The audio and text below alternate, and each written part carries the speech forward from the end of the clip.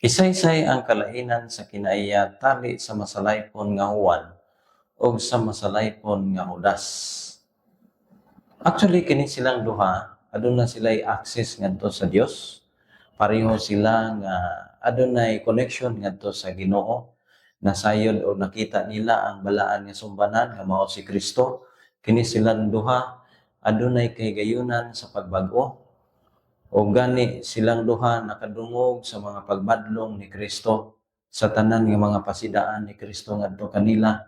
Silang duha pareho nakahibalo. Ang kalainan lamang si Juan iyahang gidawat ang mga pasidaan sa Dios ngadto kaniya. Iyaha kini gihimo o gani kini iyahang gikinabuhian ug mo'y hinungdan nga nahimo siyang nabag-o sa iyahang kinabuhi.